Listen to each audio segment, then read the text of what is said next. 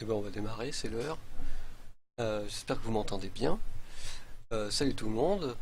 Pour patienter, je vous ai mis un petit jeu flash, ouais.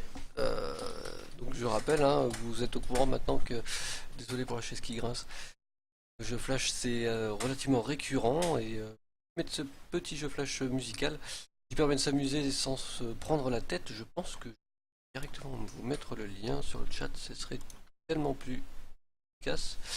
Donc c'est DJ Chipwolf Mixer 5, Mixer 5 même plutôt, qui est un petit jeu qui permet de mixer voilà, avec toute une banque de petits samples. Alors en fait on utilise son clavier en QWERTY, on a ici avec la touche 8 et 9 de votre pavé numérique, vous activez, alors par exemple si j'appuie sur 8, voilà, je déclenche ce sample ici. Je peux changer de sample, il y a toute la liste ici en cliquant, voilà. Il y a aussi les touches multidirectionnelles. Par exemple, j'ai pris donc, la touche de droite. Et à la souris, là, je l'ai fait ici. Donc voilà, c'est assez amusant. C'est dans le genre, c'est l'un des meilleurs qui se fait dans le flash. Alors, je joue au 5 hein, parce que il a l'avantage d'avoir l'option de resynchronisation en fait. Il le fait relativement automatiquement, hein, mais en fait il a le truc qu'il arrive, il remet, il synchronise les samples entre eux, ce qui pouvait manquer avant. Euh, et en fait c'est amusant, il faut en temps s'amuser avec, voilà, ça fait toujours plaisir. On trouve des bons sons et tout. Et en fait l'objectif, si vous voulez, du truc, c'est... alors par exemple, si je fais ça, j'ai activé ma touche 9, hein, et après je vais par exemple faire un truc, je vais appuyer sur ma touche 8 et 9, plus la touche, enfin les touches multidirectionnelles, tout en même temps.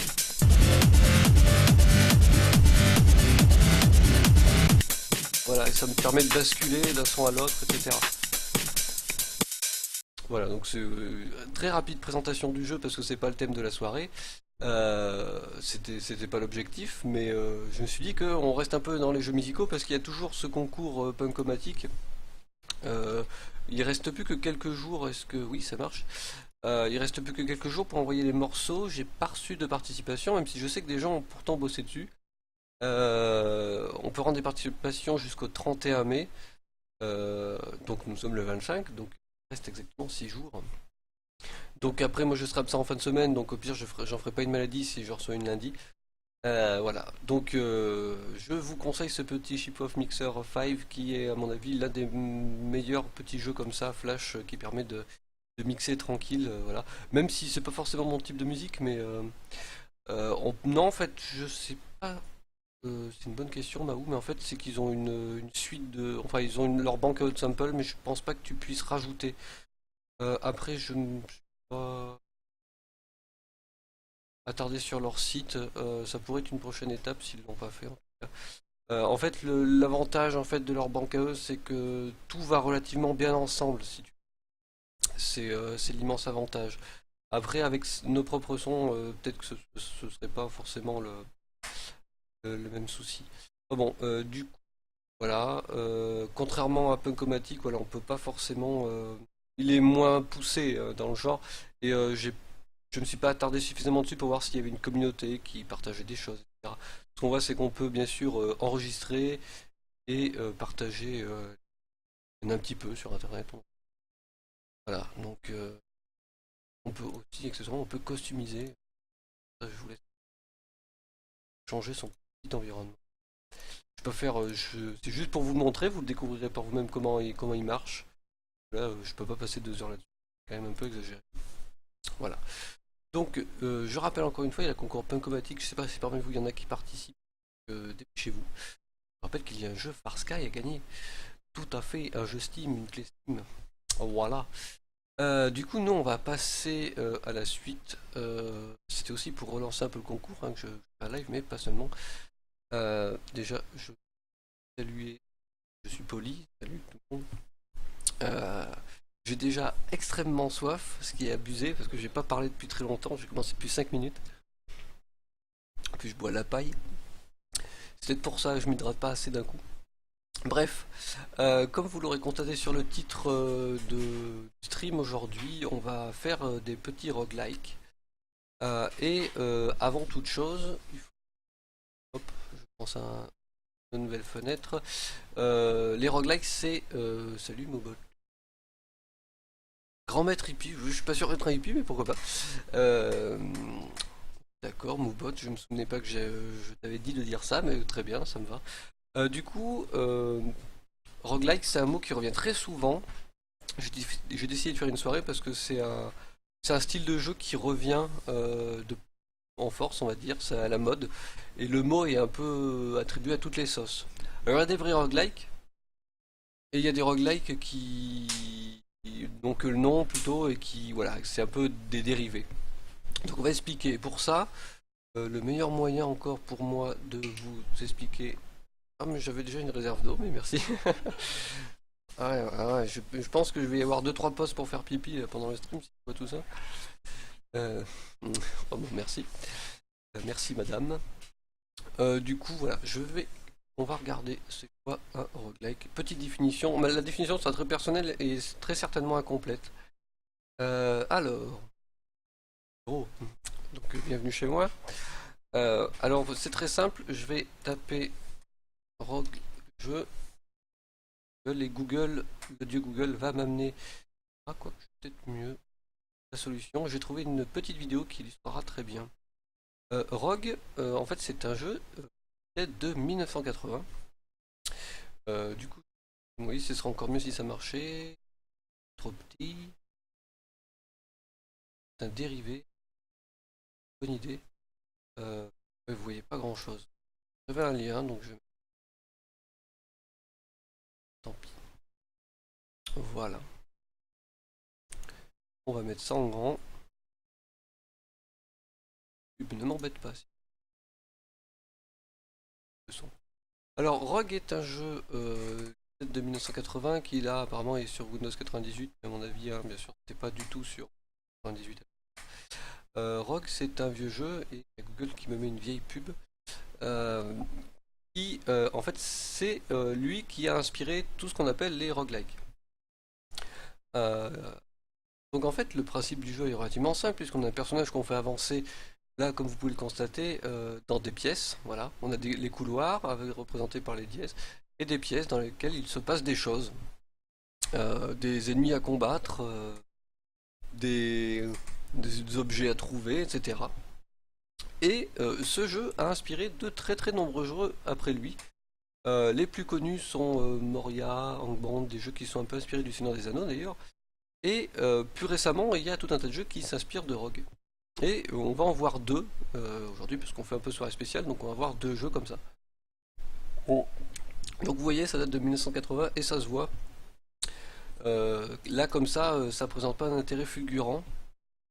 Mais le principe du jeu Rogue, en général, c'est vraiment on avance, on fouille, on cherche un niveau, on avance de pièce en pièce. À chaque pièce, il se passe quelque chose. Alors là, je laisse un peu défiler la vidéo parce que j'ai trouvé cette vidéo bien pour illustrer. Vous voyez, là, le cas par exemple, là, qu'on a vu, c'était un ennemi. Les plus représentent les portes, etc. Et Rogue est un excellent exemple pour le codage, pour tous ceux qui codent. Mais quel est ce langage évolué? Salut Bad Little, il a parlé, bienvenue, et salut Albert. Ah bah regardez, voilà, par exemple, ça c'est marrant. Je pense que là, en fait, on a eu un choix, il se passe des choses, et on doit faire un choix parmi, je sais pas, apparemment là, il fallait faire un choix d'objets, j'ai pas eu le temps de voir. Et salut Sharkiller, salut à toi, comment vas-tu? Ça fait longtemps, dis donc. Voilà, donc là ce n'est pas moi qui suis en train de jouer, hein, je précise, sinon je serais un grand malade. J'aurais bien voulu, mais je me suis dit que ça vaut pas le coup, et je préfère présenter des jeux un petit peu actuels qui datent de 2014 pour les deux. Voilà. Mais il me semblait très important de dire qu'est-ce que c'est qu'un roguelike, d'où ça vient, pourquoi. Vous voyez, là il y a un choix entre plusieurs choses ici. Voilà, donc, ça me semblait indispensable, notamment parce que le terme roguelike, vous allez le croiser beaucoup, parce que c'est un style de jeu qui revient à la mode.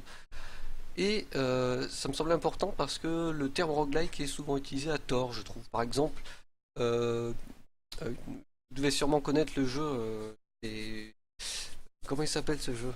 Et si tu joues, j'ai avalé complètement le nom de ce jeu, c'est très malin de ma part. Le jeu que je t'ai offert avec le petit bonhomme Wilson. Là. Ma femme m'aide pas beaucoup là. Oui, Don't Starve, voilà. Oh la vache. Voilà, quand je parle trop vite et du coup tout s'en va. Et donc Don't Starve, vous connaissez tous ce jeu Don't Starve qui est un jeu indépendant qui a beaucoup de succès. C'est un très chouette jeu. C'est un jeu de survie avec cette espèce de 2D là et on crée un campement, etc. Un peu dans un monde un peu à la Tim Burton. J'ai joué avec Spikey en direct avec lui un matin. On a joué ensemble. Et ils disent que ça reprend des éléments du roguelike. Mais il faut quand même les chercher. Moi je suis pas tout à fait d'accord, je vois pas où est-ce qu'ils trouvent ça. Mais écoute, Shark Killer, si tu vas bien, c'est parfait. Ben écoute, de toute façon, nous allons passer au jeu et je salue Aurélink qui est là aussi. Mais oui, mais en tout cas, Shark Killer, ça fait plaisir de te voir. Ça faisait longtemps, dis donc. Et c'est vrai qu'en ce moment, dans la communauté, il y a moins de streams et puis moi, je suis moins sur les streams, alors j'ai l'impression de moins voir les gens. Bref, me revoilà, oui, tout à fait. C'était Rogue. Je pense que ça fera peut-être l'objet d'un highlight ce moment avec cette magnifique image d'un jeu qui vient tout droit de 1980. Et salut Zagato, salut à toi, toi aussi ça fait longtemps qu'on t'a pas vu. Aurélien, lui, ça fait pas longtemps que on se croise régulièrement dans un monde sans foi ni loi. Voilà. Bien, donc on va passer au jeu.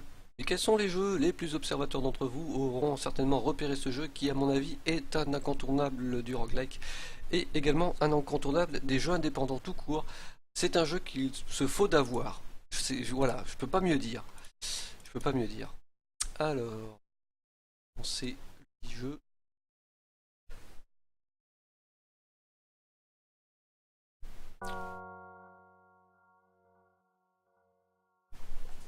Ouais. Donc l'image. Vous voulez voir ma tête aussi, sûrement. Il y a longtemps vous vous êtes battu pour avoir ma tête. Fabi avait accompli le défi Wolfgar. Donc je rappelle pour les nouveaux arrivants qu'il y a un concours. Et il y a Hansaplast et Romanox. Oh là là là. C'est la première fois que tu me vois, Shark Killer, d'accord. Oui, parce que pour moi, t'as un nom qui revient souvent en tant que viewer, parce que je suis souvent viewer aussi. Et Shark Killer, pour moi, c'est un nom qui. Voilà, ça me parle. J'ai mon chat qui bug bien là de mon côté, c'est super. Si vous me dites des trucs, je pense que je vais pas voir grand chose. Et du coup, bah écoute, sois le bienvenu. Donc, peut-être que tu ne sais pas tout à fait ce que je fais, du coup. Moi, Shark Killer, là, j'avais présenté un jeu Flash juste avant, là, très rapidement. C'est un petit peu ma spécialité. Mais je fais aussi des jeux indépendants, et là, j'ai décidé de faire une soirée roguelike. Et pour en revenir au concours, je fais un concours sur un jeu Flash qui s'appelle Punkomatic, qui permet de composer des musiques. Et les participations sont à rendre en 31 mai, il faut se dépêcher. Je pense notamment à Hans en place qui, lui, il a une participation à me rendre. Il y a un lien...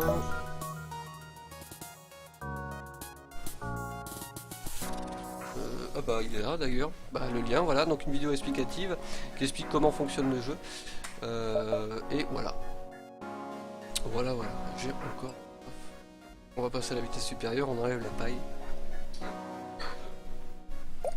Je sais pas ce que... Ouais je sais, j'ai mangé quelque chose de salé.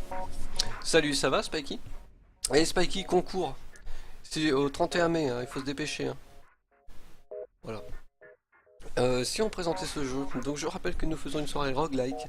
Je pars souvent en sucette comme ça apparemment. Voilà, et du coup, FTL, qui veut dire Faster Than Light. Alors moi ce que j'adore dans le jeu c'est déjà, on dit, coucou mon chéri, à quoi tu joues? Je joue à Faster Than Light.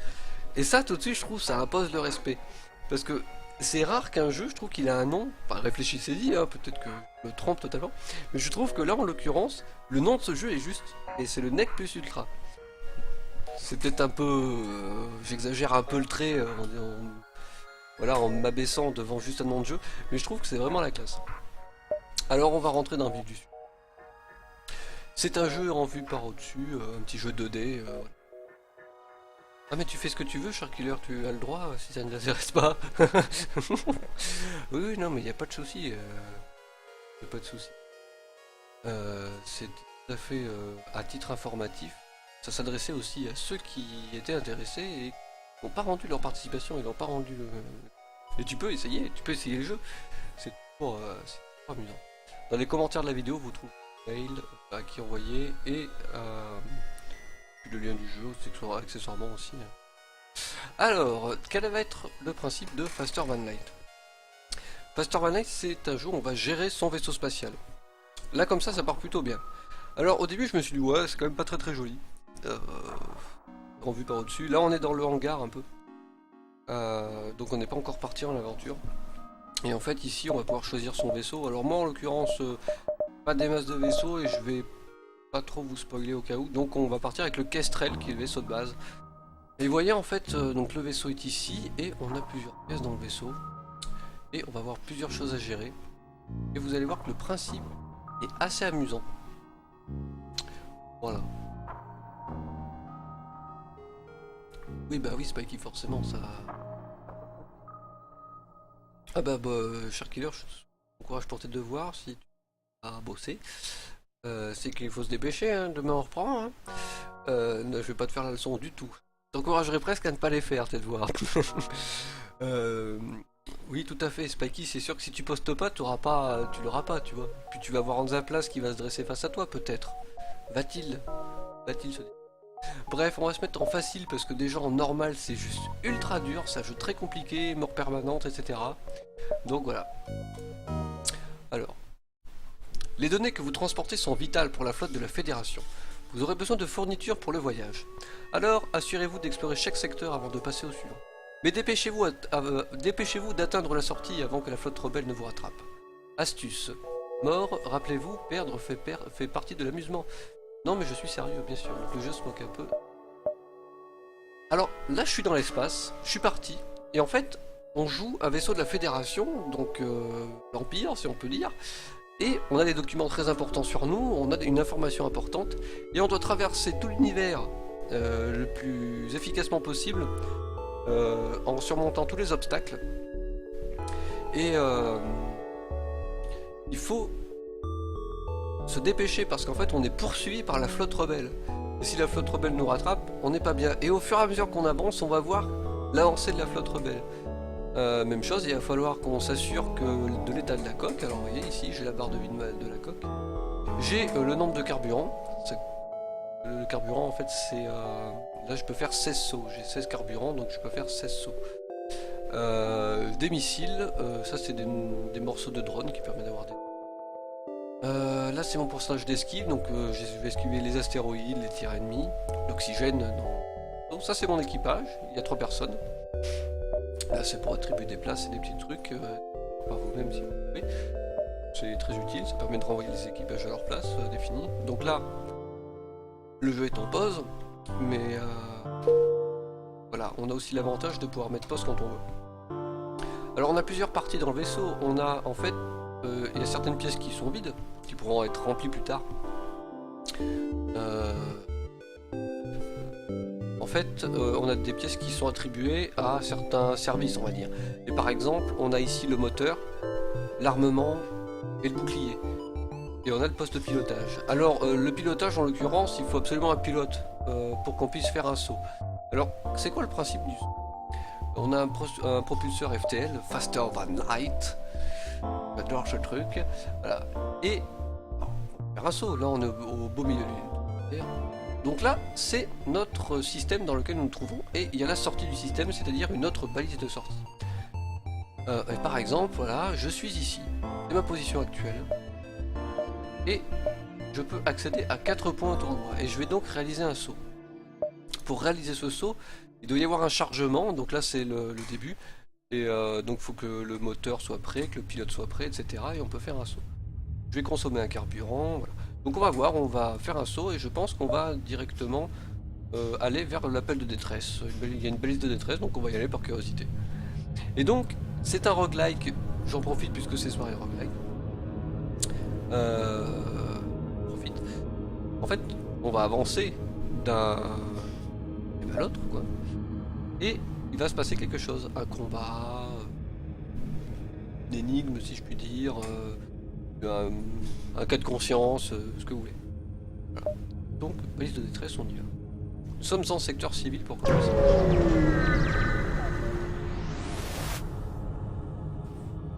Donc vous arrivez à la balise de détresse près d'une ceinture d'astéroïdes et trouvez un vaisseau avec des marquages pirates partiellement embroyés entre 2 grands rochers. Il doit être illégalement miné la ceinture sans équipement approprié. J'ai plusieurs options. Essayer de déloger le vaisseau en tirant sur les rochers, détruire et piller le vaisseau, nous sommes des pirates après tout. Donc, on a le choix, on peut se comporter plus ou moins intelligemment, enfin gentiment, et comme on est dans une situation d'urgence, des fois il faut pas avoir peur de profiter d'une situation. Et là en l'occurrence c'est ce que je vais faire, parce que voilà, tout simplement. Mais voilà, j'ai pris la décision de détruire le vaisseau. Vous décidez que les pirates ne valent pas le coup d'être sauvés et tirez quelques coups sur leur vaisseau. Avant que vous ne puissiez le dépouiller, un autre vaisseau pirate apparaît sur votre radar. Peut-être ont-ils vu votre forfait ou alors réclament-ils le butin pour eux seuls. Qu'importe, ils activent leurs armes. Continue. Et là, vous allez assister au premier combat. Mais oui, Lorcaïne, pillage. Il faut savoir se comporter mal dans cet univers plein de brutes. Donc là, en fait, on est dans un univers où on a une grande rébellion et que la Fédération est en train de perdre un petit peu du terrain, énormément de terrain. Et voilà.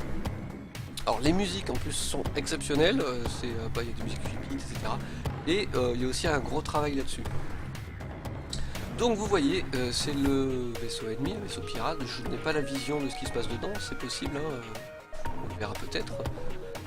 Je ne vais pas rentrer dans les détails, hein, c'est plus pour faire aussi découvrir le jeu pour ceux qui ne le connaissent pas. Voilà, il a un bouclier, là c'est etc. Donc je vais pouvoir, maintenant qu'on est en plein combat, vous montrer ce qu'il y a en bas à gauche. On a de l'énergie en fait dans le vaisseau. Et cette énergie, je peux l'attribuer à différents endroits. Alors moi ce que je vais faire, voilà, j'ai deux armes, un rayon laser, je vais lui attribuer l'énergie. Donc quand j'aurai enlevé la pause, il va sortir, il va se charger.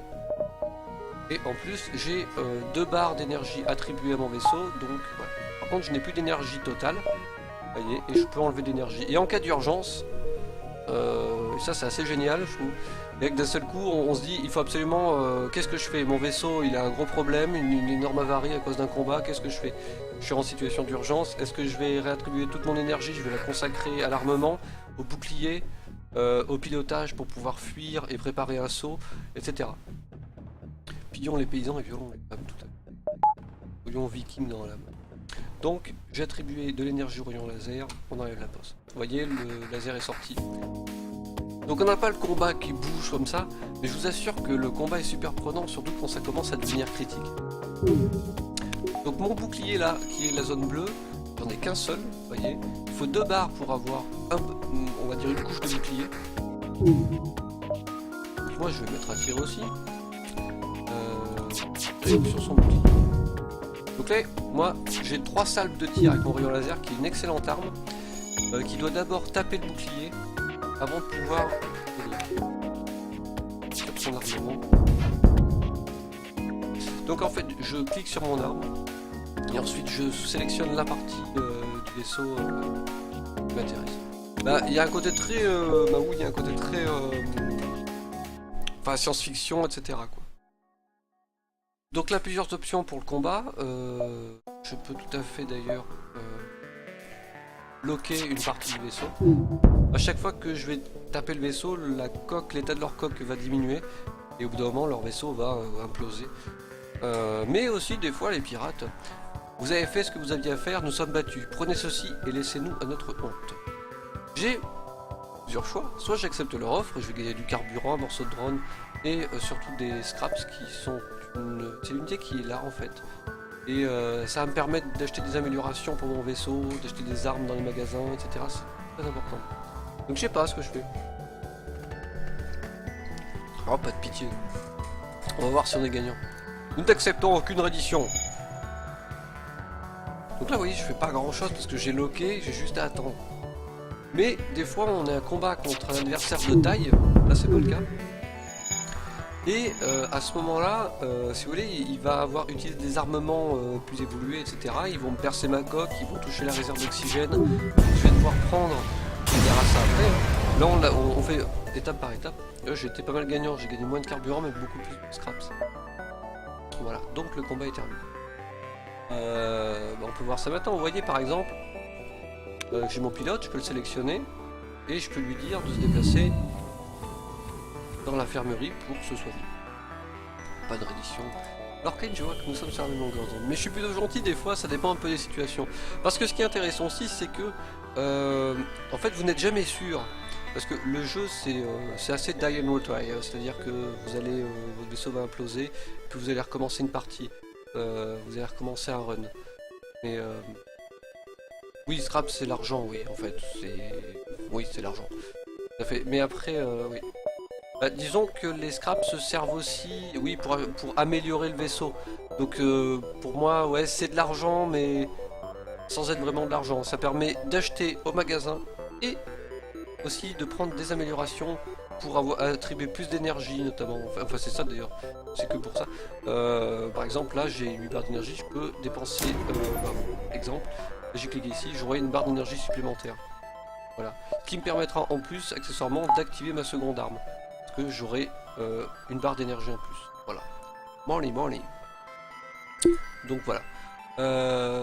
Qu'est-ce qu'il y a d'autre Donc là, le vaisseau est un petit peu à l'état de base. Ce qu'il faut savoir, c'est qu'on a donc des boucliers, de l'armement, le moteur, l'infirmerie. Et on peut aussi avoir des drones qui attaquent, des drones qui défendent, des drones, voilà. On peut aussi aborder un vaisseau ennemi avec un téléporteur. Ça, c'est très sympa. On peut se faire aborder aussi, ça c'est moins sympa. On peut se faire péter sa coque aussi, et donc coup ça fait des compressions, il y a tout l'oxygène qui s'en va, et là c'est une situation d'urgence, c'est très sympa. Donc là en fait j'ai eu la bonne idée de prendre la balise de détresse, mais du coup je suis obligé de revenir ici. À chaque fois que vous êtes dans un système et que vous faites un saut, voilà. Là je suis prêt tout de suite. Et là vous voyez ce qui se passe sur la gauche de la carte, c'est qu'on a ce grand halo rouge. Et on est poursuivi. C'est la flotte rebelle qui arrive. Alors moi j'essaie de pas vivre trop dangereusement. On va prendre celui-là. Donc quand j'arrive dans un endroit non visité, vous voyez mon propulseur FTL est en charge. Alors qu'est-ce qui se passe ici? Un vaisseau non identifié est gravement endommagé et pris d'assaut par un pirate de l'espace.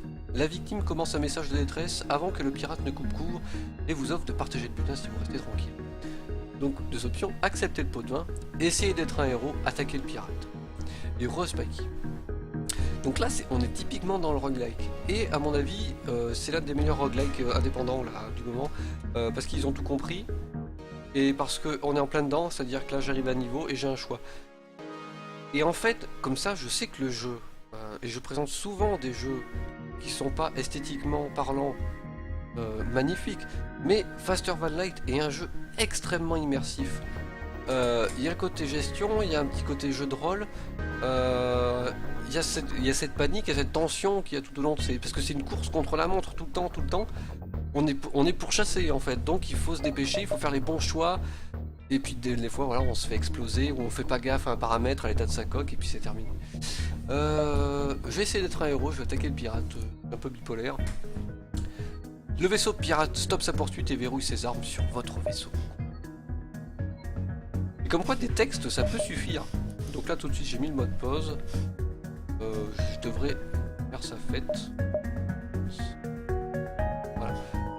Alors on a des armes différentes, donc je vais pas vous faire toutes les armes, hein, c'est pas utile.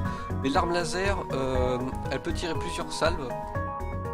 Et par exemple si là elle tire 3 coups, comme il a une couche de bouclier, le premier tir, vous voyez, a tapé dans le bouclier, et l'a enlevé. Sois poli. Mais en fait, ouais, c'est vrai qu'il faudrait faire les deux, mais j'ai pas le choix. Voilà, et donc l'arme laser a tapé le bouclier, l'enlève, et après les deux tirs suivants vont taper la coque. Bien, notre offre précédente n'était pas assez généreuse. Améliorons-la. Je pense que je vais faire plaisir à Mahou. Et du coup, je pense que je vais accepter le pot de vin après leur avoir mis un petit coup de pression. Pas mal, en plus il y a quand même un peu de carburant. Des fois on fait pas attention et puis on se retrouve sans carburant et à ce moment là on dérive dans l'espace jusqu'à ce que les rebelles nous reprennent.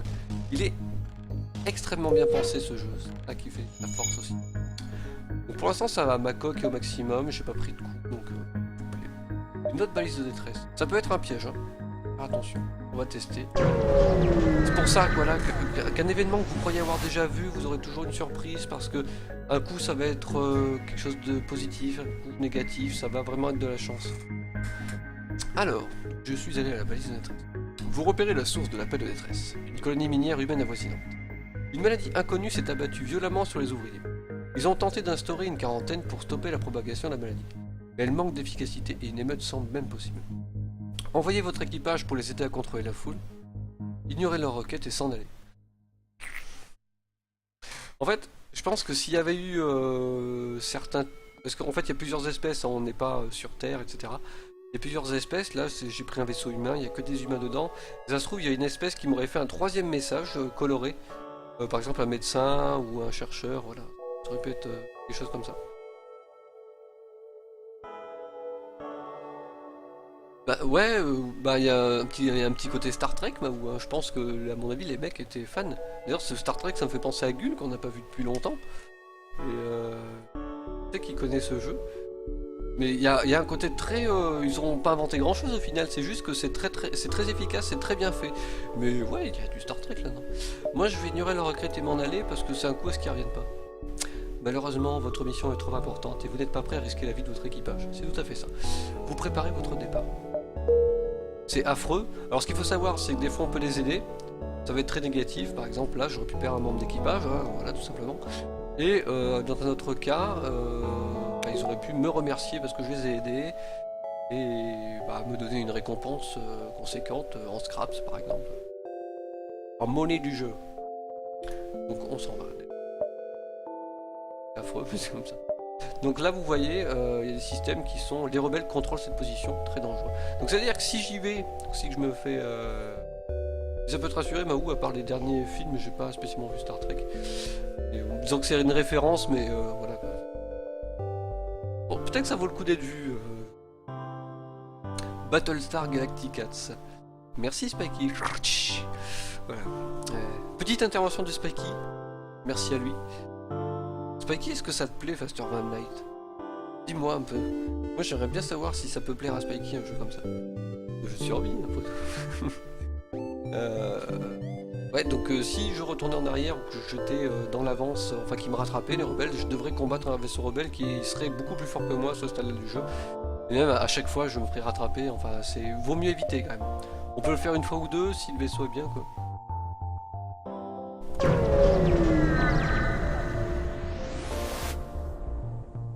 Ah, c'est intéressant.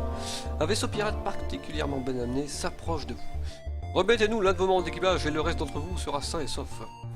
Donc 1. Tirez à la courte paille et envoyez un membre de l'équipage sur le vaisseau esclavagiste. Ou 2. Nous ne remettrons jamais l'un des nôtres à des esclavagistes. C'est ce qu'on va faire. Voilà, l'arme se charge. Alors si vous voulez, après je peux désactiver cette arme pour récupérer de l'énergie. Hein, comme je peux désactiver l'oxygène, ce serait très con de désactiver. Pourquoi pas. Donc mon laser est chargé, hop, on attaque. Donc moi là je vise l'armement parce que je sais que mon rayon laser passe à travers le bouclier et va taper, vous voyez, l'armement ici. Et l'avantage c'est qu'en tapant l'armement il ne peut pas tirer parce que ça abîme forcément la salle d'armement et donc l'armement devient inactif. Donc comme ça je suis tranquille. Alors il peut y avoir une autre option, c'est de taper le bouclier, ce qui permet de passer tranquillement au travers. Et ce qui est intéressant, c'est que donc l'arme laser, elle s'arrête au bouclier. Donc s'il y a suffisamment de salles, ben, ça va. Mais on a aussi des missiles qui peuvent faire beaucoup de dégâts. On a plein d'autres armes qui peuvent déclencher des incendies aussi. Et voilà. Il y a des humains qui cherchent à échapper dans des extraterrestres géants. J'étais fan de cette série, mais je me rappelle plus du nom. Ça avait l'air bien pourtant. Si t'aimes bien, mais t'énerves beaucoup moins. Il n'y a pas ce jeu, Spikey, je ma paille. Non, ça te plairait, c'est vachement immersif, c'est super comme jeu. En Faster Van Night, c'est bien. En plus, je veux dire, j'ai pas l'air stressé, pourtant tu me connais. Là, t'as de la mode pause, etc. Et c'est pas du tout gestion, parce que vraiment, c'est marrant. Moi, au début, je voulais pas y croire à ce jeu, parce que, oh, la vue du dessus, là, le vaisseau, c'est pas génialissime, quoi. Ça fait dessin comme ça. Au game, ouais, j'ai pas mal joué au game. Quand j'étais jeune. J'étais toujours jeune, mais quand j'étais encore plus jeune. Passe par en haut ou par en bas? Et Lorcaine il connaît le jeu apparemment. Je pense que Lorcaine il a l'air de connaître le jeu. Alors là c'est intéressant. Cette balise a été placée trop près d'une étoile surgéante de classe M. Le vaisseau surchauffera graduellement jusqu'à ce que vous partiez. Vous mourriez. Un pirate, apparemment inconscient du danger, engage le combat. Il est con. Alors là, l'option, ça peut être typiquement de taper les boucliers, parce que du coup, on va avoir des surchauffes imminentes des fois. Ah oui, c'est pas bête fait ça. Ouais. Et enfin voilà, je suis près d'un soleil, donc du coup, il va y avoir des incendies qui vont sûrement se déclencher à un moment, on va voir. Je vais pas tenter le diable, hein, mais on va essayer de la jouer quand même correct. Ah, oui, ça va peut-être désactiver le bouclier. Alors, les lasers, c'est relativement munitions illimitées. Ah bah, ne nous tuez pas, pitié, nous donnons tout ce que nous avons. Non, j'ai pas de reddition, c'est bon, défendez-le. Il est pas terrible leur vaisseau, ça.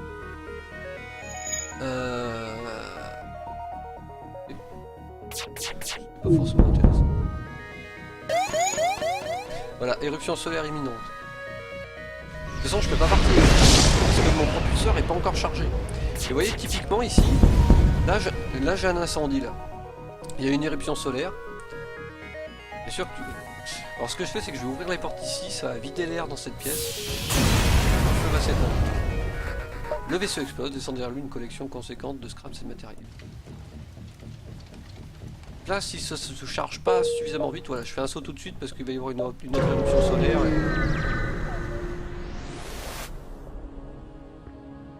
Bah, c'est pas ça, Mahou, elle t'a dit Gundam Wings, ça? Gundam. Moi, ça fait Goddam. Goddamn it.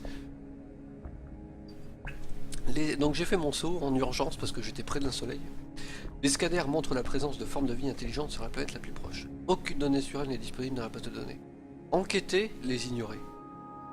Alors, enquêter, ignorer.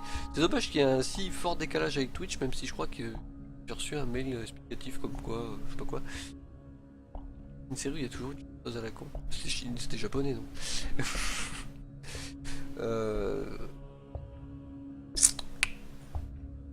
Dans la chanson a des pouvoirs ou une importance de... Ah oui. Je vois. Ouais. Ça me dit rien du tout. Moi je dis l'Orcane, on enquête ou on ignore? Le décalage c'est chiant parce que je peux attendre les réponses. C'est pas pratique. Hein. C'est pas pratique. De toute façon, il faut que je surveille l'heure également. Bon, je surveiller l'heure. 21h23, ça fait... D'accord. J'ai un deuxième jeu à vous montrer, et ce ne sera que le volume 1 de...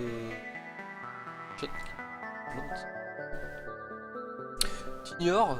Moi j'aurais bien enquêté, moi. Trop de données inconnues, je suis d'accord. Après ça dépend si on veut jouer intelligemment. Et pas le temps... Oui, je suis d'accord, on n'a pas le temps non plus de faire du tourisme. Mais voilà. D'un autre côté, ça donne envie un peu d'en profiter, parce que là c'est pas vraiment... C'est un run, je fais une démonstration de jeu comme d'habitude. Ouais, j'enquête. Hein, vous faites atterrir une petite navette dans un énorme champ dont les seuls occupants sont petits, de couleur vive, ont 6 jambes et ressemblent à des chevaux. Serait-ce ce que vos scanners ont enregistré? Essayez de communiquer pacifiquement, amenez quelques créatures à bord pour les revendre, partir. J'avais jamais eu ce choix quoi. Donc l'Orcane non enquêté, j'ose pas, je vais peut-être communiquer pacifiquement. Je trouve ça tellement dégueulasse de donner quelques créatures à bord pour les revendre. Mais ça se trouve c'est des ennemis tu sais. Muro, allez.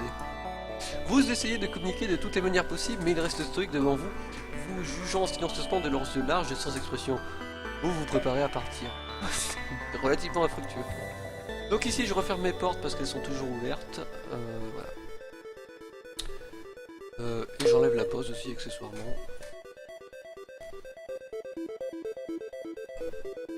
Across Frontier, je connais pas. Voilà, le saut est prêt.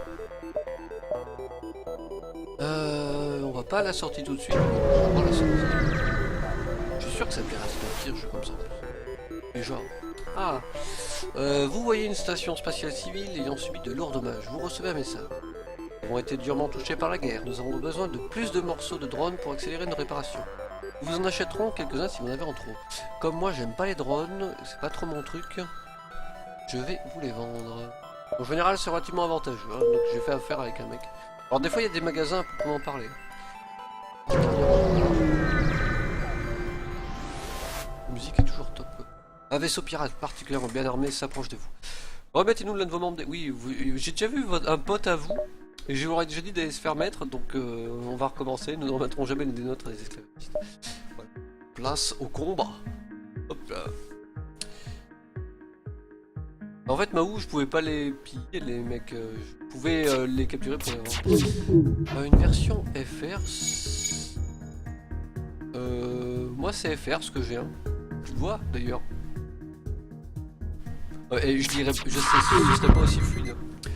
Le vaisseau ennemi a l'air de charger son propulseur FTL, Faster Than Light. Il essaie de s'échapper. Continuez. Donc là, on fait pause. Alors, nous nous rendons. Prenez un de nos esclaves pour tribu. Si vous nous détruisez, ils mourront tous de toute façon. Donc c'est ce qu'on va faire. On va accepter leur offre. Alors, ce qu'il faut savoir, c'est que là, le vaisseau a essayé de fuir. Donc, il a chargé, il a mis en charge son propulseur FTL. Faster Than Light. Et en fait, à ce moment-là, j'aurais changé de stratégie. Au lieu de viser l'armement, j'aurais visé le moteur ou le cockpit pour retarder son saut. Parce qu'on a absolument besoin du moteur et du pilotage.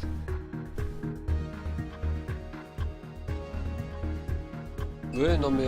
En fait, moi j'aime bien jouer à Faster Than Light. J'essaie d'être à peu près gentil. Mais des fois, j'ai pas le choix. Et j'ai aucun scrupule à être méchant, quoi. Parce que c'est la survie de l'univers qui en dépend. Donc comme là il flippe et que c'est un vaisseau esclavagiste, il me propose quelqu'un, un autre membre d'équipage, et c'est ce qu'on va faire tout de suite. Et vous voyez, c'est une créature, notre créature. Est-ce que... voilà, c'est un mantis. Donc les mantis, c'est une race guerrière qui déteste les gens et qui fait beaucoup de dommages au corps à corps. Donc moi j'aime bien avoir 2 mantis dans mon équipage par exemple, et les téléporter dans le vaisseau ennemi, leur faire péter la gueule à tout le monde, et c'est assez efficace. Faut faire très attention parce que si, ça m'est déjà arrivé en fait, tu téléportes quelqu'un dans le vaisseau se casse avec tes mecs dedans, bah voilà, c'est terminé. Voilà. Donc lui du coup je vais l'attribuer au bouclier. Alors ce qu'il faut savoir c'est que on n'est pas obligé d'attribuer quelqu'un, hein. Sauf pour le pilotage c'est obligatoire, et pour le vaisseau je crois pas. C'est à dire que attribuer quelqu'un au vaisseau ça va augmenter l'esquive, et attribuer quelqu'un au bouclier, je crois que la recharge du vaisseau est plus rapide. Donc en fait les équipements sont plus efficaces. Par exemple là c'est le système de caméra, si j'ai quelqu'un au système de caméra je vais voir l'intérieur du vaisseau ennemi. Donc des choses comme ça. Donc c'est bien d'avoir un équipage assez conséquent. En plus en cas d'abordage c'est quand même plutôt pas mal d'avoir du monde. Là je suis content d'avoir eu un mantis parce que c'est vraiment... enfin c'est bien d'avoir des mantis pour pouvoir combattre facilement. Ils font quand même beaucoup plus de dégâts. Voilà. Alors le jeu a un didacticiel aussi. Hein. Je m'en souviens plus trop mais il était pas mal du tout. Et ça c'est indispensable. Parce qu'il y a quand même pas mal de petites choses à comprendre. Alors je pense qu'on va sortir d'ici et vous allez voir ce qui se passe et après on passera je pense au second jeu. Faux pour les caméras? Bah si tu attribues quelqu'un tu vois dans le vaisseau ennemi. Lorcaine. Qu'est-ce que j'ai dit? Ils peuvent se casser parce qu'ils sont pas contents. Non, je crois pas. Ils peuvent mourir, ils peuvent pas arriver. Ils évoluent parce qu'au fur et à mesure qu'ils manipulent un équipement. Bah, on va faire l'orcane, on va regarder. À moi, peut-être que tu me dis faux pour autre chose. Hein. Re-Sharkiller. Non, ils peuvent pas se casser parce qu'ils sont pas contents. Il n'y a pas de morale ou de satisfaction dans le jeu. Mais bah regarde.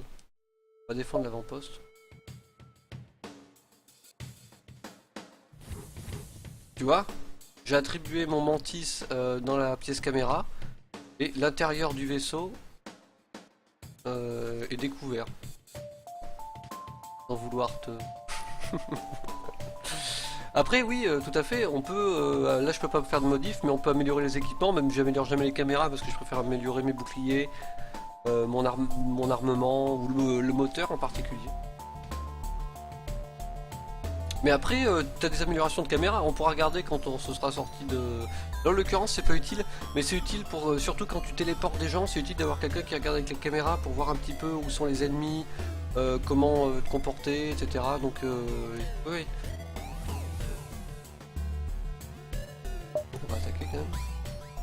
ça va être vite fait parce qu'il n'a pas de bouclier. Mais il lance des missiles. Vous voyez, il lance des missiles, ça passe à travers les boucliers. Et il m'a fait des dégâts à la coque, vous voyez. C'est pour ça que j'ai visé l'armement, donc on est bon. Son armement inactif, c'est rouge, donc on voit pas avec le gros symbole, mais... Tu vas pas me la faire, alors, Kaina, tu crois quoi? Non, je suis pas forcément expert du jeu, mais je pense à ce jeu-là avoir vu des aspects. Mais tu vois, je suis pas débloqué dans la le vaisseau. L'avant-poste vous contacte, parce qu'il y avait un avant-poste accessoirement qui se faisait attaquer. Donc il me remercie, voilà, donc, et il me donne une récompense. On va regarder les modifs. Il y a les modifs, c'est ici. Donc je peux améliorer mon bouclier, ça permet d'avoir plusieurs barrières de bouclier. Mais si vous voyez, il faut plusieurs améliorations. Qui plus est, si j'améliore mon bouclier, j'aurai pas d'énergie forcément pour alimenter le bouclier à 100%. Donc il faut aussi que en parallèle, je mette des barres d'énergie en parallèle. Donc en caméra, si tu as raison, Lorcaine, tu as raison. C'est que j'améliore pas mes caméras parce que ça me semble pas, enfin, c'est pas ma principale préoccupation. Mais effectivement, si tu améliores tes caméras, tu peux voir les intérieurs, à mon avis, automatiquement. Ce qui se fait donc, alors, est-ce que c'est parce que je joue en facile? Je suis obligé de jouer en facile parce qu'en normal, c'est vraiment super chaud. Et j'ai envie de m'amuser, j'ai pas forcément envie de recommencer un tas de fois. Et qui plus est, le niveau facile représente déjà un challenge très correct, je trouve. Voilà, voir la charge des armes, d'accord. Voilà, donc c'est la troisième amélioration. Voir l'énergie. Ça donne plus d'informations, mais ça se trouve, tu n'as moi comme ça, sans l'amélioration, tu es obligé de mettre quelqu'un dedans. Peut-être que tu n'es pas obligé de mettre quelqu'un dedans si tu améliores tes caméras. Ça peut être pas mal, mais bah, je préfère augmenter le moteur, vous voyez, ça augmente l'esquive. Et en plus, la vitesse du chargement du propulseur FTL. Pour faire la blague. Vous voyez, l'infirmerie non plus, parce que ça, déjà, ça remet de la vie très rapidement. Je ne touche pas. Et l'armement, ça dépend de l'armement qu'on trouve en fait. Parce qu'on n'a pas toujours l'argent pour acheter des équipements, des fois on en trouve, etc. T'as pas suivi le truc des caméras? En fait, c'est très simple. S'il y a un vaisseau ennemi, que j'ai attribué à monsieur ici dans la pièce caméra, voilà, dans la régie, je vais voir l'intérieur du vaisseau ennemi. Et donc les bonhommes qui se promènent à l'intérieur, etc. Je vais aller jusqu'à un prochain combat. Donc là, je suis sur ma carte. Non, je vais passer au secteur suivant. De toute façon, je vais arrêter, je vais faire le premier. Donc, j'ai le choix entre une nébuleuse et un secteur mantis. Ah ouais, je suis pas gâté là. Donc en fait, c'est simple. Les verts, c'est civil, c'est plutôt cool. Rouge, c'est hostile. Donc j'ai quasiment que du rouge et nébuleuse. Ouais, secteur mantis. Mantis, ils sont costauds. Qu'est-ce qu'on... Ils se téléportent et tout. Vous entrez dans une zone peu explorée de l'espèce connue comme étant à l'origine des mantis. Assurez-vous que votre coque soit en parfait état et que vous ayez assez de carburant pour survivre. Continuez. Allez me foutre la paix. J'essaie de faire un dernier combat pour voir les caméras, refaire la démonstration. J'aime pas trop les secteurs mantis, ils sont quand même balèzes. Pas trop. Vous remarquez un petit vaisseau rebelle dans les parages. Il semble avoir été rééquipé pour le transport à la place du combat. Il n'a pas l'air de vouloir vous engager, vous et votre vaisseau. Exigez la remise de leurs biens, évitez le vaisseau. Réponse D, Obi-Wan Kenobi. Exigez la remise de leurs biens. Vous vous préparez à sécuriser leur chargement par la force. On sécurise pas, on vole, on pille. Ils n'ont pas l'air de vouloir se battre, ils essaient de s'enfuir. Donc, comme je le disais tout à l'heure, la technique va être très simple. Je vais viser le poste de pilotage au lieu de l'armement. Ils sont plutôt bien outillés, donc je vais activer mon lance-missile. Je vais tirer un coup sur leur armement. Et pour vous montrer dans les caméras, je vais déplacer. Donc ça sera tout après la... Ouais, sécurisé, ouais, voilà, on est d'accord maintenant. Voilà, donc mon tir, et on voit, tu vois, on voit les mecs ici. Voilà. Je vais le réattribuer au bouclier.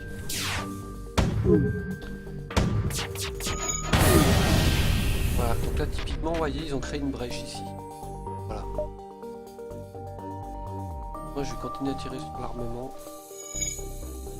Et pour les pieds. Donc là c'est une zone pas trop grave. En fait il y a des canons qui sur les pièces où il n'y a pas de...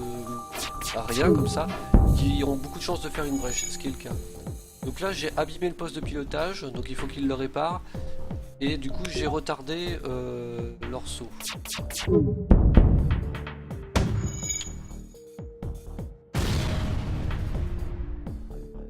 Peut-être.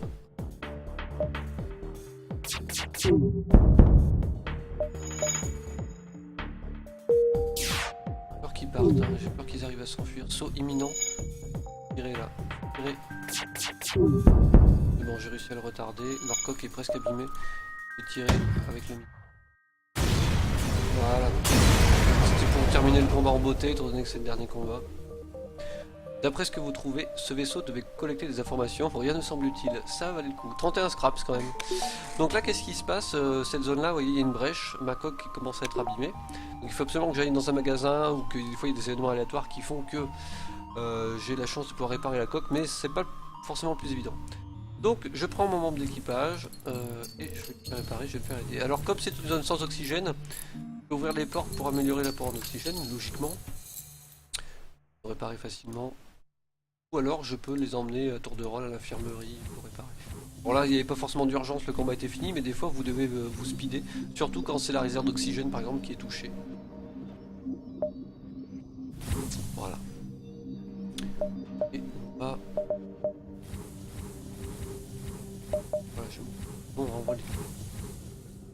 On a vraiment l'impression d'être un capitaine du vaisseau, quoi, c'est vraiment pas mal. Et comme je sens que vous vous endormez un peu, on va présenter un deuxième jeu, un deuxième roguelike. Je rappelle que nous sommes en soirée roguelike, et c'est le deuxième jeu. Donc déjà là c'était Faster Than Light, un jeu que je recommande à tous, qui date de 2014 il me semble. C'est récent, qui est un jeu indépendant, donc qui est vraiment super. Donc voilà, je vous le recommande très très fortement. Il mélange tas de choses, il est très très efficace, il est très bien réalisé. Je sais que c'est des choses que je dis à chaque fois. Et ça m'arrive de présenter des jeux de merde aussi, hein, mais là en l'occurrence, il n'y a aucune fausse note. Il peut être... La fausse note, c'est qu'il peut être un peu frustrant, mais c'est le principe aussi des jeux qui ont la mort permanente, c'est que c'est frustrant. Donc voilà. Baboun est là. Si Baboun est là, tout va. Donc sauver plus quitter. Donc voilà. On va passer au deuxième jeu. Qui, attention... Allons enfants de la patrie, le jour de gloire est arrivé. Et oui, nous allons présenter un roguelike, un jeu indépendant qui est français. Tout à fait, Cocorico. C'est pas souvent, c'est pas souvent. Nous allons donc présenter, j'espère que le son n'est pas trop fort.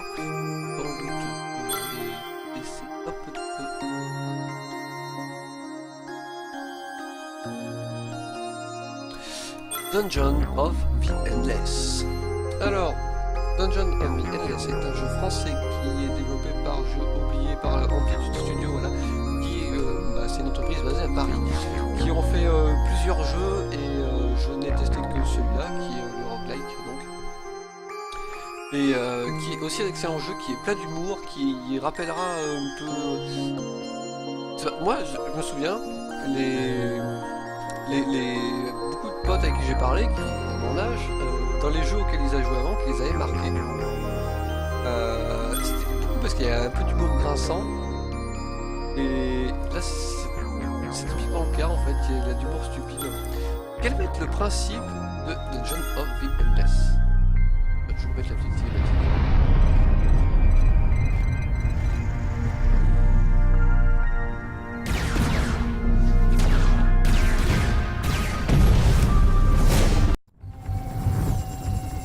Donc voilà, notre vaisseau s'est fait attaquer, c'est un pénal de transform ça. Et c'est la capsule de survie. Je n'ai que celle-là, il y en a à débloquer. Ah tiens. Capsule de sauvetage. Pas de bonus particulier. Les héros entendent le point de vie plus élevé. Les coups de soin sont réduits. Pas de soins automatiques à la fin du tour. La plupart des objets sont remplacés par des médicaments. On va prendre le truc de base. Hein. Calmez-vous, Asile. Yeah, Monsieur Asile qui est parmi nous. Donc voyez déjà la petite pointe d'humour. Choisissez votre difficulté. Trop facile. C'est à mon avis aussi Dungeon of the Endless, l'un des meilleurs. Alors on va choisir deux héros. Alors j'en ai débloqué quelques-uns. On débloque des héros plus on joue en fait, parce qu'on va trouver des héros dans les niveaux et si on arrive, on les prend dans le groupe et qu'on joue avec, ça va les débloquer. Bordel de merde, pas moyen de trouver mon tapis de souris. Mais t'as déjà internet chez toi? Donc Azik qui est un propriétaire, donc on félicite. Voilà, bravo. Je me suis pas senti soutenu. Mais lumière. Alors j'ai des héros qui ont des avantages et des inconvénients. Ils ont des psychoses, ils sont un peu stupides. Donc moi je vais prendre c'est Skrog. Fouineur léger, rapide et mortel, Skrog a un problème dont il est totalement ignorant. Il aurait dû naître comme noble maniéré à l'époque des mousquetaires. Étonnamment soigné et spirituel pour un charognard insectoïde, toujours bien habillé et doté d'un palais délicat, il bénéficie d'un esprit, d'une sophistication et d'une aisance au maniement de rapières qui sont complètement gâchés parmi ses plaires. Très mal, c'est pas bien. Et je vais prendre... voyons voir... Je prends le gros Gork le boucher. Alors, un gaillard puissant et imposant, au tempérament violent et au visage colérique. Peut-être doué de conscience, l'ayant déjà rencontré, a été terrifié, lié de notoriété. Il démembre animaux, personnes et équipements de construction lorsqu'il est de mauvaise humeur. Alors, non, c'est faux, je viens seulement d'installer le PC. C'est asile, 30 minutes pour choper un directeur. On s'est écrasé.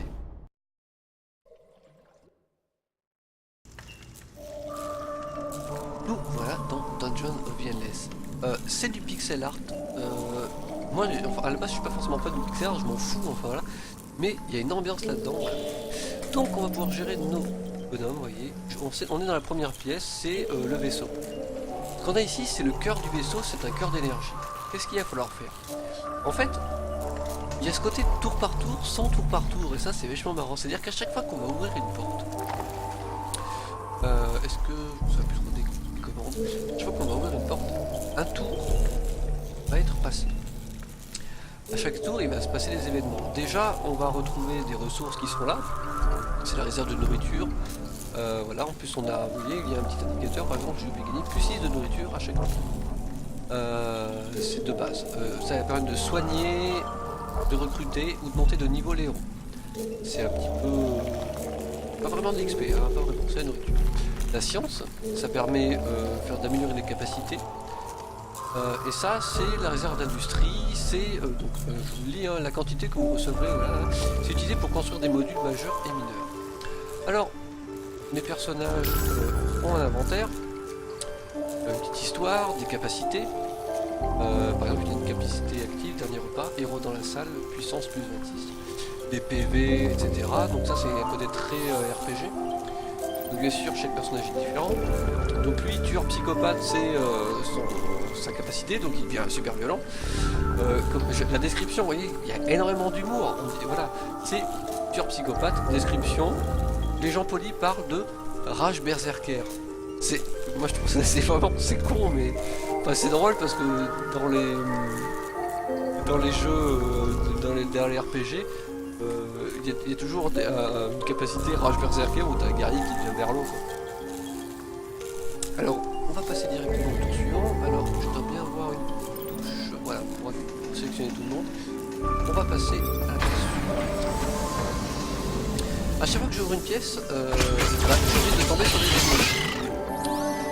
Et alors, il y a aussi ça. Comment ça marche? Ah voilà. Je peux dézoomer. Ça va, ça revient. Ouais. Voilà. Et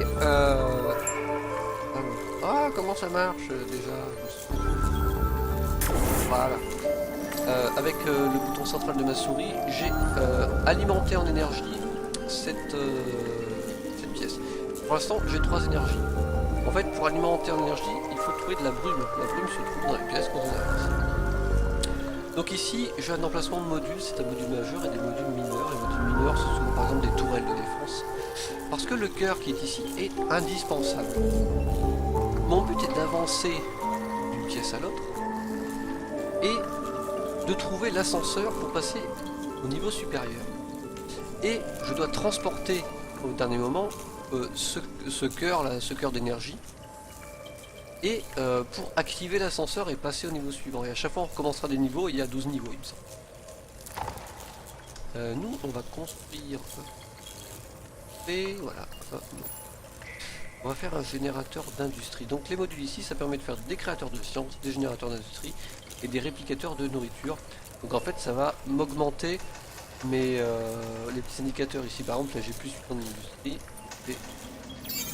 Ah, là j'ai plus. L'industrie en début de partie, c'est important. Voilà.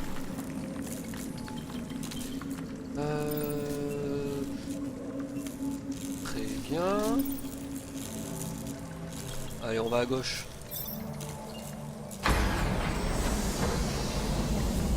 Alors pourquoi avoir alimentaire en énergie en fait, à chaque fois qu'on va passer une porte, on va gagner des ressources. Et ce qui se passe aussi, c'est que les pièces qui ne sont pas alimentées en énergie, et c'est pas possible d'alimenter en énergie toutes les pièces d'un niveau, c'est que quand on va passer une porte, on passe un tour, et les pièces qui ne seront pas éclairées, qui ne seront pas alimentées en énergie, il peut y apparaître des créatures. Là par exemple, cette pièce est un peu nulle. Donc il y a une stratégie parce que, mettons que là, j'ai des pièces ici, j'ai des pièces là, puis là il y a des pièces là.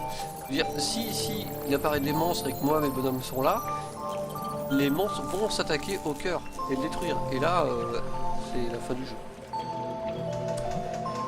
Pour l'instant je vais l'alimenter même si je suis pas fan parce qu'il y a strictement rien.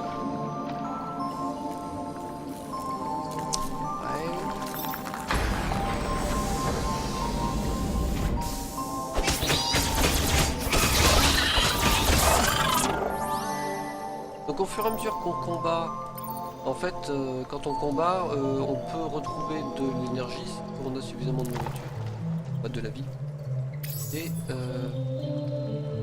là on peut soigner, voilà ici, on peut le faire directement là. Hein. On peut virer, on peut passer au niveau supérieur grâce à 15... C'est important de le faire régulièrement, en fait on s'en rend compte quand on croise un personnage, on le recrute et qu'il est au niveau supérieur à nous, c'est qu'on est en retard.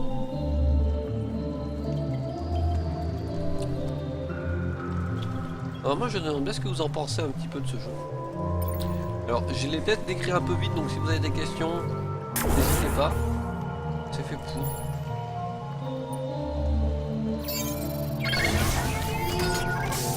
Je pense même l'avoir passé un peu vite en fait.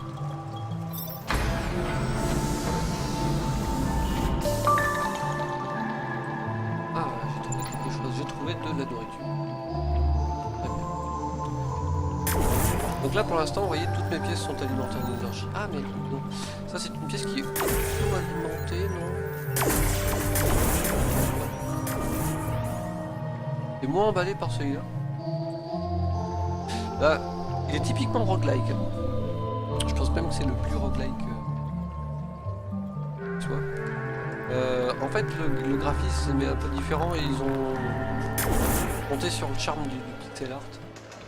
En fait il y a cette ambiance mais il est un peu plus répétitif. Il est plus roguelike cru quoi en fait. Oui en fait voilà c'est un peu ça. Faster by Night ça dépote parce qu'il y a des situations d'urgence, il y a etc. Et c'est vrai qu'il se passe beaucoup plus de choses, il y a beaucoup plus d'événements aléatoires. Moins qu'ici. Voilà, je suis d'accord avec vous. En fait ce qui va me plaire dans ce jeu là c'est la possibilité d'avoir beaucoup de personnages qui vont avoir chacun une personnalité quand même.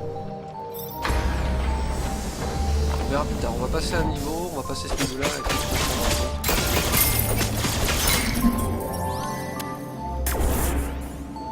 alors ce qu'on peut faire d'intéressant, on peut faire un module mineur.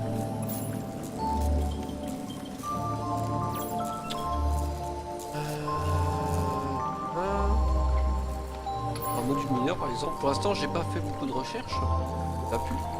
On peut faire un module laser ici par exemple. Ce module là, voilà, c'est un module de défense qui va tirer sur les ennemis approchants. Pour l'exemple que je le fais, parce que là c'était pas forcément utile. Merci, failli des voix pour.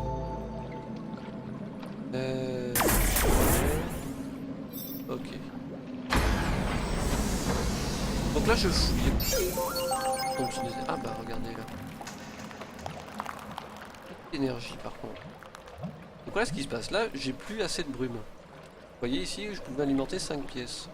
Je peux pas alimenter cette pièce et me servir de la machine ici qui me permet de faire des recherches d'ailleurs.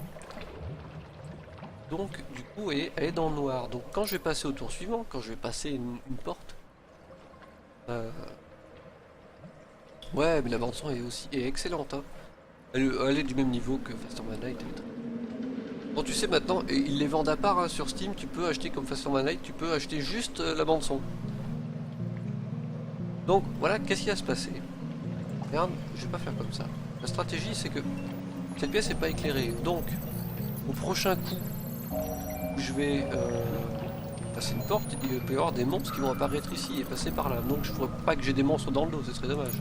Donc je pense que ouvrir ici, j'aurai peut-être plus de facilité à le faire parce que je suis pas forcément évident. Vous voyez là, voilà, c'est apparu ici. On a le signal. Donc là je me dépêche de revenir là. Et je vais vous montrer le laser et le défendre. Tiens.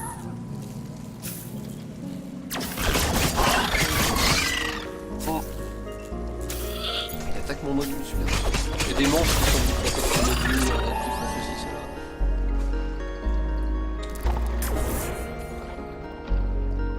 Alors comment ça marche ça?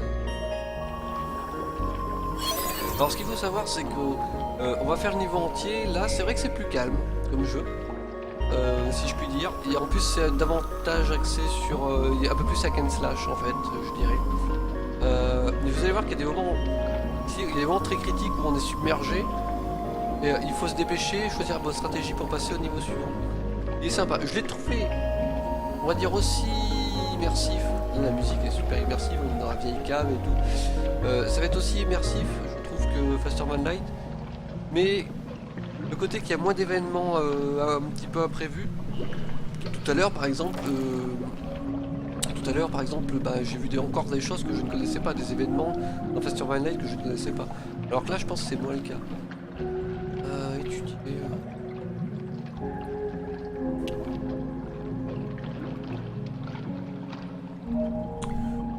Ouais, on va chercher ça. Ça c'est pour permettre de faire des recherches, voilà. Je découvre ça comme ça, mais j'ai besoin donc d'avoir des modules de science de la même façon que des modules de comme ça. Donc j'ai alimenté la pièce en énergie, donc vous voyez, mon arrière est sécurisé. Et parfois il faudra que je fasse souvent un choix. On va alimenter la salle des choses. J'ai trouvé. Et je dois tomber. Par là.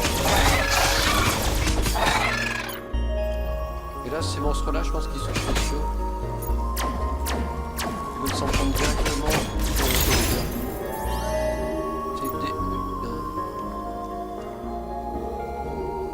Là, je suis un peu embêté. Et là, c'est vrai que là, ça commence à devenir critique.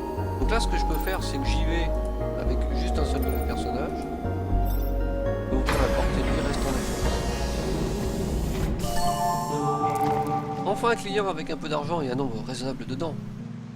Donc je viens de trouver un monsieur. Il y a un petit chien ridicule, je sais pas si vous le voyez. Voilà, donc lui il me vend simplement des trucs vraiment haut hydratés.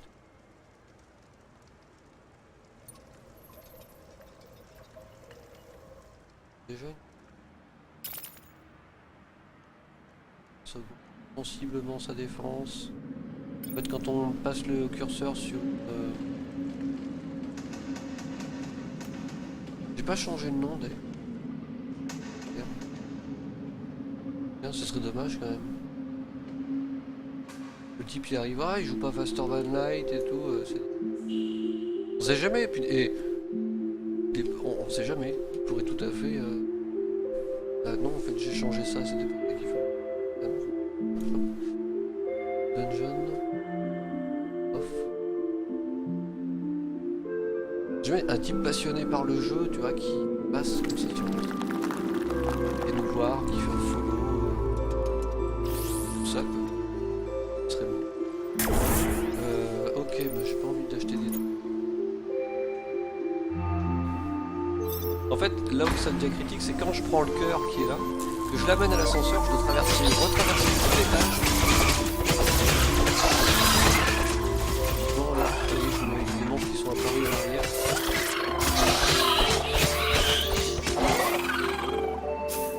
faire un truc rigolo, on va utiliser cette défense spéciale.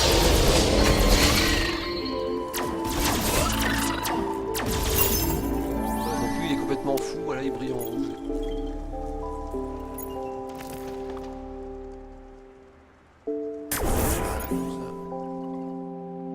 Tranquille, donc voilà comme ça lui il va tenir la position, le gros là.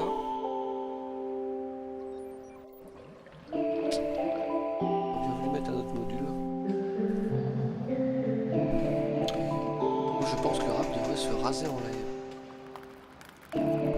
T'aimes pas ma barbe? Ouais, non, mais tu sais, Spikey l'a déjà fait, donc c'est une idée qui est prise, quoi. En plus, il y a un veto, tu vois. Donc, tu sais, enfin, faire un truc, tu vois, la barbe ou la moustache? Là, comme ça. Est-ce que ça signifie que mon live est tellement chiant que ce serait plus intéressant si je me rasais plutôt que présenter Dungeon of the Endless? Et tu cherches son nom. Enfoiré, c'est Faudra te justifier de tes crimes.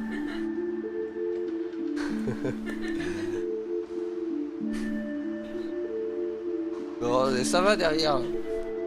C'est vrai, c'est si affreux que ça? Ça va, c'est ma barbe. N'importe quoi. Viens me le dire en face si t'es un homme. Viens me le dire en face. Il s'en fout, il viendra me le dire de toute façon. Puis on va avancer. Rêve de plaisanterie animalière. Le son du jeu est plutôt fort par rapport au micro. Mais c'est le moment de te réveiller. Alors. Je pense que ça ira mieux. Donc là, la dernière pièce que j'ai trouvée, c'est la pièce où il faut courir pour y aller. C'est la pièce où il faut courir. Donc il faut aller chercher tout en bas le cœur. Et à ce moment-là, c'est assez drôle parce que on va chercher le cœur. Les monstres, ils arrivent non-stop. Et comme on peut pas avoir des pièces mineuses partout, et ça.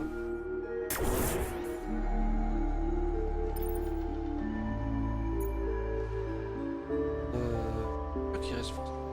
Ouais, il doit rester encore pas mal de pièces. Donc je fais le visuel. T'as pas le son? Bah oui, je me doute que t'as pas le son, ouais. Je me doute en plus. Comment on peut. Comment on pourrait le troller là? Il devrait être timeboot en fait.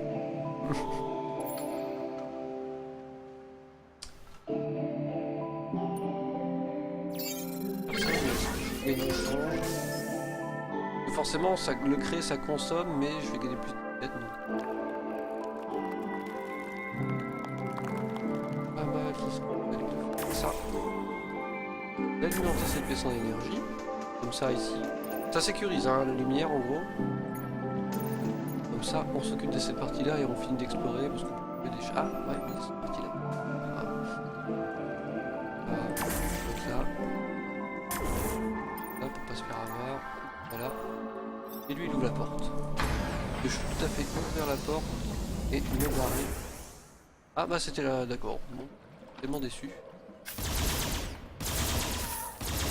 C'est bon, Spikey se joue modo. Ah il se joue modo. Qu'est-ce qu'il y a? Bah qu'est-ce qu'il y a? Qu'est-ce qu'il y a? Tu t'aimes pas ma barbe, c'est ça? Viens me le dire en face. Tu veux qu'on se battait toi et moi je crois, non? Là par exemple cette pièce elle est auto-alimentée, donc on est toujours super content quand on trouve une pièce auto-alimentée. Eh mais non, il reste des portes les mecs. Il reste des portes hein. Non tu vas rester là. Viens me le dire en face, moi je te battais moi Asile. Vous avez ouvert la dernière porte de cet étage du donjon. Là, vous voyez, il y a sa barre de vie qui descend. Je peux sur la webzone en fait, parce que c'est caché. Je peux lui attribuer des soins. Donc, quitter.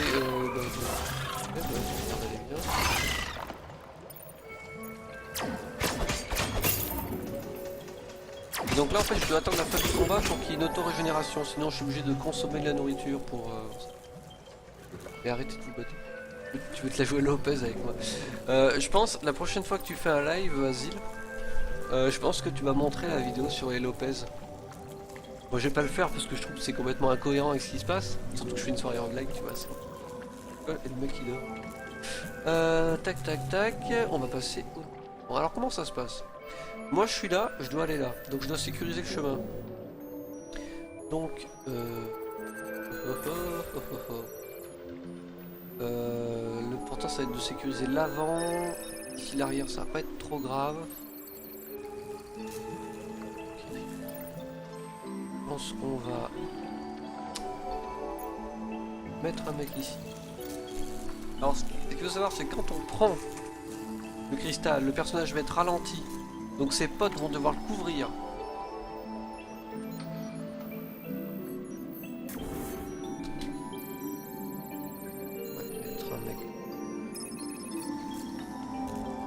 De la part d'une personne qui n'entre pas sa mobile lors de ses lives, je pense que le message non est venu. Alors là, Mahmoud, je n'aurais pas dit mieux. Mais figurez-vous que ça va changer puisqu'Azil voilà, un bureau, il a une nouvelle maison et nous le félicitons.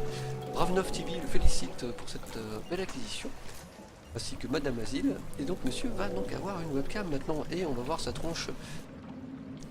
On va voir ce vieux fumeur dégueulasse là, comme ça devant son PC. Là.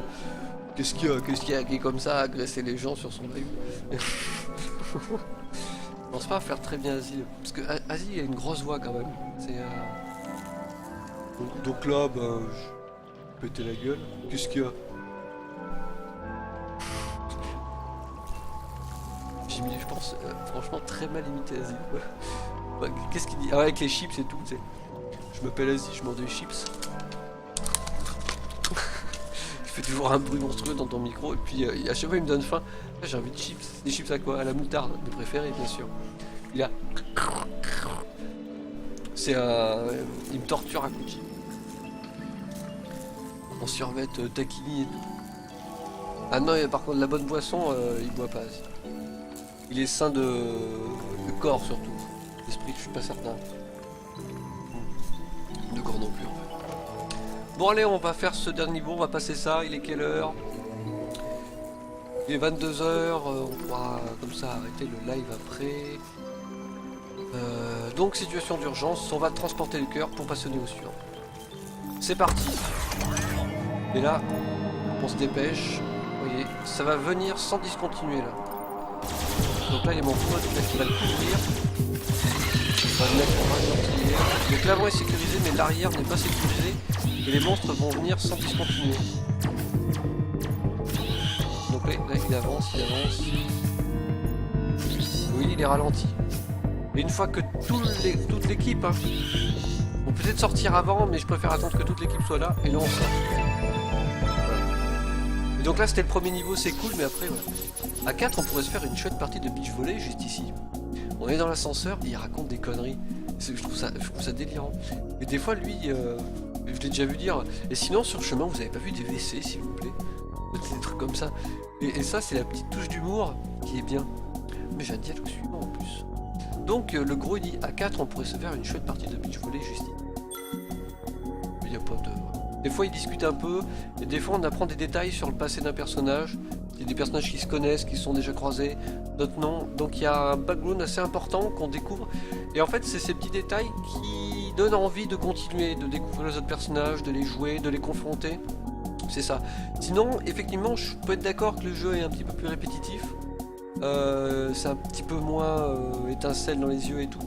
Parce qu'on n'est pas dans l'espace, mais les petites musiques d'ascenseur là et tout, il y a la petite dose d'humour. Le pixel art est sympa. C'est un jeu qui marche très bien, qui a tout compris au roguelike. Il fait partie des jeux qui respectent plus le roguelike. Voilà. On passe à l'étage suivant. Les images comme ça sont très jolies. Donc voilà, on est à l'étage numéro 2. Donc écoutez, je vais pas continuer là-dessus. Je vais vous dire quels seront les prochains roguelikes en fait. Enfin, les prochaines choses streamées. Je sais pas trop en jeu flash qu'on va faire, mais je sais qu'en ce moment je joue avec Prison Architect et je voulais faire un comparatif avec un jeu flash que j'aurais présenté. Donc c'est pas exclu. Mais en fait, en roguelike, il y a un jeu que je dois absolument vous montrer, et qui est un jeu qui est en travaux depuis 2006, qui s'appelle, enfin tout le monde l'appelle, c'est pas son nom exact, mais qui s'appelle Dwarf Fortress, qui est un jeu très compliqué à prendre en main puisqu'il ne se joue qu'au clavier, et que je dois vous présenter, que ça va me prendre du temps et tout, que ça va être compliqué. Mais il faut que je le fasse parce que c'est important pour moi de vous présenter et aussi pour vous montrer ce jeu, parce que c'est un jeu qui peut être extrêmement cité simplement parce que c'est une référence pour beaucoup de développeurs de jeux. Et c'est le roguelike personnifié. Et Hansaplast veut Sumotori. Sumotori, on peut pas jouer en ligne, Hansaplast, parce que sinon tu serais venu jouer avec moi, pour changer, tu vois. Pour les 100 follow, on aurait pu faire... tiens, ça pourrait être une idée, ça. Faut que je note pour les 100 follow, on fera une grande soirée. Et ça fait longtemps qu'Hansaplast m'avait parlé de Sumotori. Et du coup, on pourra faire une soirée. À ce moment-là, tu viendras avec moi, et même si on peut pas jouer ensemble, on fera un 24, on fera un 12 heures, un stream de 12 heures. Non, ça me tuerait, moi, ça me tuerait. Tu m'autorises. Parce que tu m'en as déjà parlé, en fait, ça passe. Tu l'auras, tu l'auras. Mais j'ai noté, en plus, vos idées, je les ai hein, dans la tête, je le sais. Sauvegarde. Oui, il y a aussi un didacticiel en plus. Hein.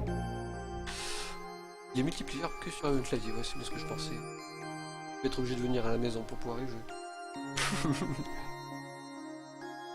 Donc, je vais vous montrer vite fait Dwarf Fortress, j'ai envie. 5 minutes, ça va faire un teaser. Et en plus, ça fera un super... Ouais, ça va faire un super. Ça va faire un super truc, ça fera un teaser highlight Dwarf Fortress et tout.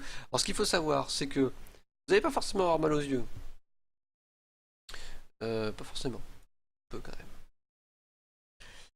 même. C'est pour votre connaissance vidéoludique. J'aimerais pas faire comme ça en fait. J'aimerais qu'on continue à voir le chat. Comment je veux faire?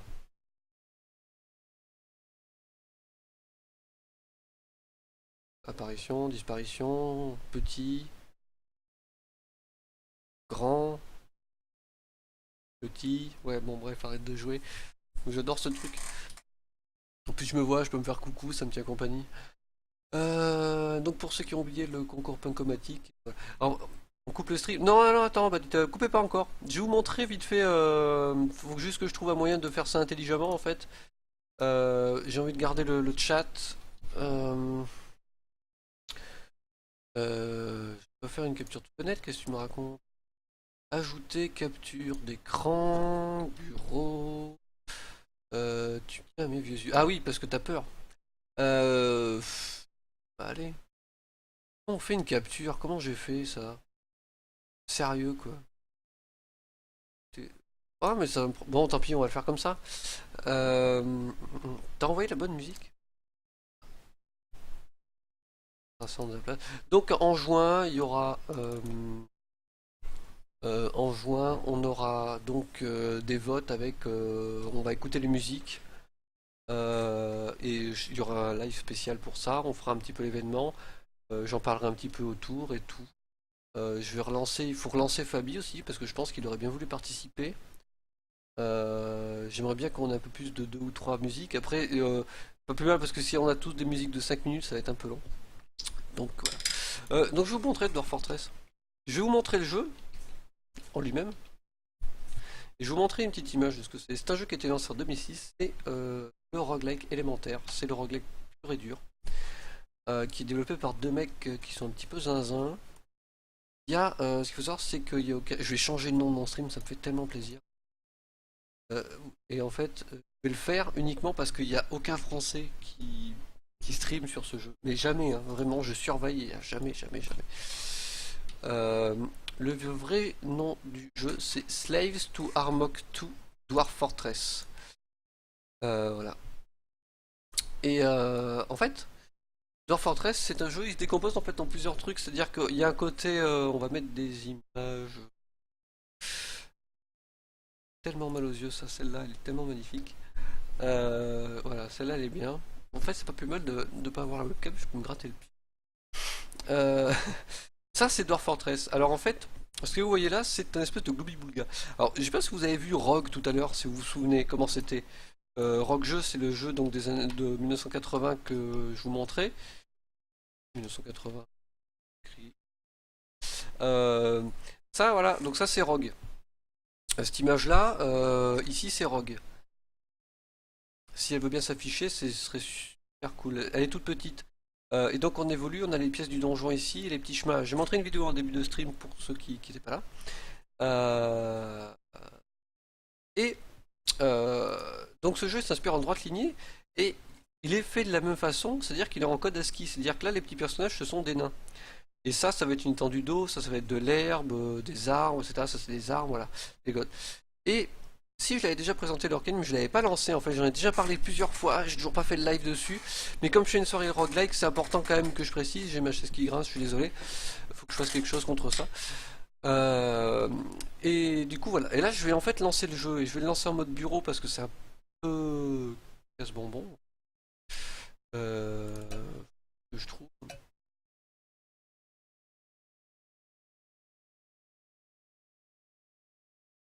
Ah, Gnomoria, j'avais présenté. Ouais.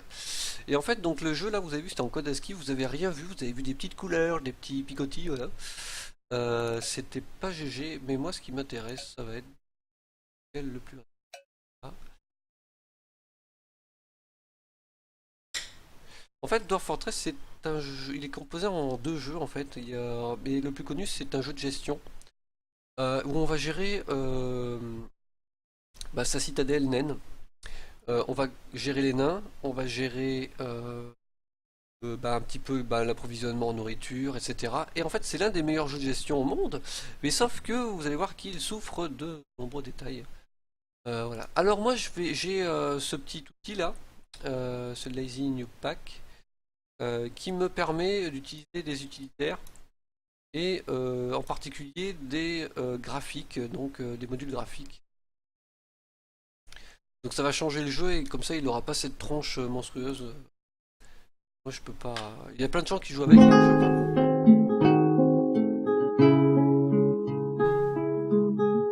J'aurais peut-être dû. Pas grave. Plein de trucs sympas. Quel Dwarf Fortress là-dedans? J'ai perdu quoi. Non, il est où, sérieux?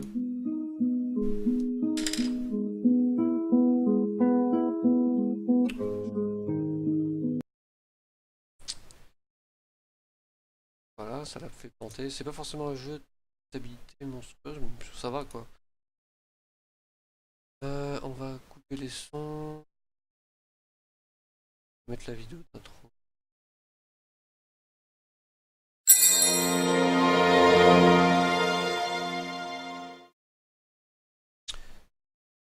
En fait, il n'y a pas d'utilitaire, dont un utilitaire de son ici. Laissez le son pour pas qu'on soit embêté. Voilà.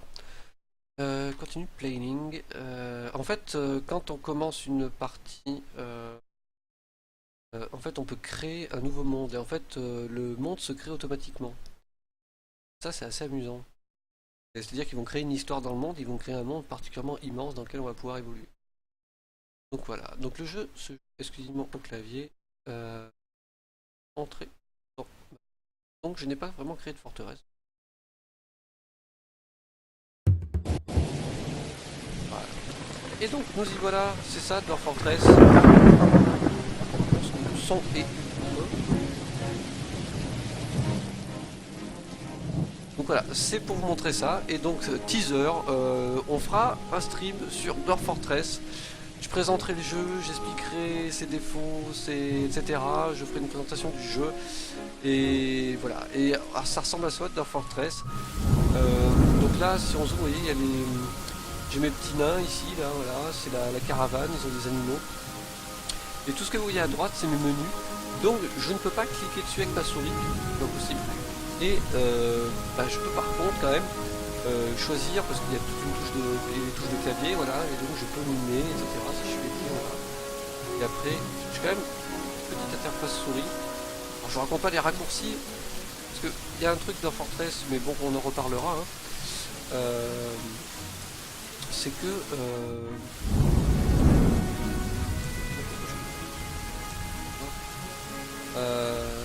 c'est que... Qu'est-ce que je disais? De quoi je parlais là juste avant?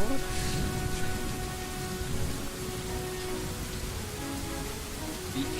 Et qu'en fait on peut monter de niveau en fait et descendre de niveau. Et ça, ce qu'il faut savoir, c'est que Minecraft s'est inspiré de leur forteresse. Et oui messieurs dames, et oui messieurs dames. Et Gnomoria, qui est un jeu qui a tout compris parce qu'ils ont fait plus ou moins la même chose, mais et que j'ai présenté, hein, vous pourrez trouver le live sur ma chaîne YouTube. Gnomoria, c'est typiquement ils ont fait ça quoi. Ils se sont inspirés de Dwarf Fortress, mais eux, sauf qu'eux ils ont compris qu'il fallait mettre une souris. Alors c'est pas un reproche hein, parce que le jeu est Dwarf Fortress est excellentissime. Ce qu'il faut savoir c'est que les compétences de nain, il y en a. On montrera ça, je montrerai un autre utilitaire, mais ça c'est quand on fera le live. Il y a des dizaines et des dizaines de métiers différents. On peut faire vraiment des fortifications, on peut faire des bassins d'eau, on peut faire. Voilà, on peut vraiment faire un tas de choses. Et donc je vais vous montrer une toute petite action. Comment?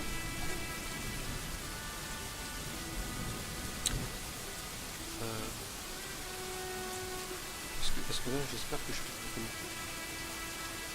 Là ça va être comme il faut. Je crois que ça on peut le faire à la souris. On verra. Ah non.